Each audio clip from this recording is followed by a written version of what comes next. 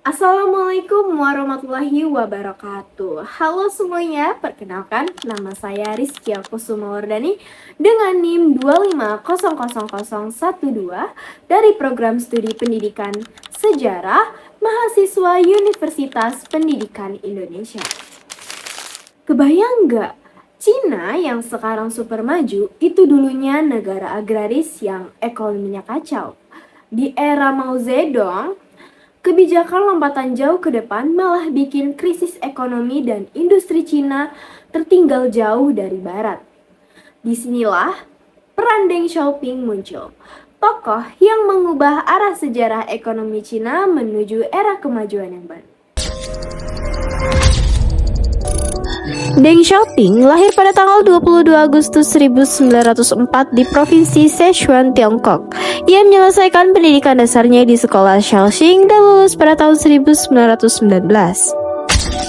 Setahun kemudian, Deng berangkat ke Prancis untuk melanjutkan studinya. Selama di sana, ia mulai aktif dalam kegiatan gerakan komunisme. Pada tahun 1926, Deng melanjutkan pendidikannya ke Moskow. Setelah itu, ia kembali ke Cina pada tahun 1927 dan bergabung dengan tentara komunis.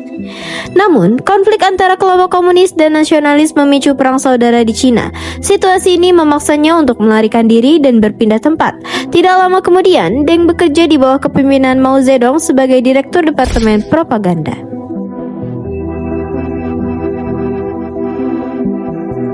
Pada tahun 1931, Mao Zedong mendirikan pemerintahan komunis di wilayah Yangtze. Akan tetapi, wilayah tersebut diserang oleh pasukan nasionalis sehingga kaum komunis kembali harus mundur ke basis baru di Provinsi Shaanxi. Kemudian, pada tahun 1937, kondisi politik Cina berubah drastis ketika Jepang melancarkan invasi. Menghadapi musuh yang sama, kelompok komunis dan nasionalis akhirnya bersatu kembali. Singkat cerita, setelah Jepang menyerah pada tahun 1945, perang saudara di Cina yang sempat terhenti kembali pecah pada tahun 1947. Pada akhirnya, kelompok komunis berhasil memenangkan perang dan mengambil alih pemerintahan Cina. Pada tahun 1952, Deng Xiaoping dipanggil ke Beijing untuk menjabat sebagai Wakil Perdana Menteri. Sejak saat itu, ia muncul sebagai salah satu tokoh yang paling berpengaruh di Cina. Memasuki pertengahan tahun 1950-an, Deng Xiaoping berperan besar dalam perumusan kebijakan, baik di dalam negeri maupun luar negeri. Dalam upaya membangun ekonomi, ia mendorong penggunaan insentif dan penghargaan finansial. Namun, pandangan ini bertentangan dengan pemikiran Mao Zedong. Mao lebih menekankan prinsip kesetaraan dan kebijakan kolektif sebagai dasar pertumbuhan ekonomi. Perbedaan pandangan ini memicu ketegangan di antara keduanya. Setelah berbagai kebijakan mengalami kegagalan, Mao Zedong mendeklarasikan revolusi kebudayaan. Kebijakan ini membawa dampak buruk bagi Cina karena bertujuan menghapus budaya lama dan menggantinya dengan budaya komunis baru. Dalam situasi tersebut, Deng Xiaoping dituduh sebagai tokoh kapitalis yang menyimpang dari ideologi partai. Akibatnya, ia dicopot dari jabatan penting dan diasingkan bersama keluarganya ke pedesaan Yangtze antara tahun 1967 hingga 1973. Selama masa pengasingan, Deng Xiaoping menjalani kerja kasar sambil memperdalam pemikiran Mao Zedong dan Karl Marx. Pada tahun 1973, Perdana Menteri Zhou Enlai menyadari bahwa Cina membutuhkan kemampuan Deng Xiaoping untuk memulihkan kondisi ekonomi negara. Setelah meyakinkan Mao Zedong, Zhou berhasil memanggil Deng kembali ke Beijing dan melakukan perombakan besar dalam pemerintahan. Sejak saat itu, Deng mulai dipandang sebagai calon penerus Zhou Enlai. Namun, setelah Zhou Enlai wafat pada Januari 1976, kelompok pendukung Mao Zedong kembali menyingkirkan Deng Xiaoping dari posisi kekuasaan. Situasi berubah setelah Mao Zedong meninggal dunia pada September 1976. Untuk kedua kalinya, Deng Xiaoping kembali ke panggung politik Cina. Langkah awalnya adalah menyingkirkan para pendukung Mao dari pusat kekuasaan. Sebelum memulai program reformasi, Deng melakukan pemujaan terhadap Mao Zedong. Tujuannya adalah mengurangi dominasi pemikiran Mao dalam kebijakan negara. Setelah itu, Deng mulai menjalankan reformasi besar di hampir seluruh bidang kehidupan. Dalam bidang ekonomi, Deng menerapkan sistem yang lebih terbuka. Pemerintah pusat tidak lagi mengendalikan seluruh aktivitas ekonomi secara ketat, berbeda dengan kebijakan Mao sebelumnya. Di sektor pertanian, Deng memberikan kebebasan dan tanggung jawab kepada para petani atas hasil produksi dan keuntungan mereka. Sistem kerja komunal di pedesaan dihapuskan, dan kebijakan ini berhasil meningkatkan produksi pertanian dalam waktu singkat. Sementara itu, di sektor industri, banyak perusahaan dibebaskan dari pengawasan langsung pemerintah pusat. Para manajer pabrik diberi wewenang untuk menentukan target produksi dan mengejar keuntungan. Selain itu, pemerintah juga mendirikan zona ekonomi khusus yang mendorong investasi asing dan mekanisme pasar.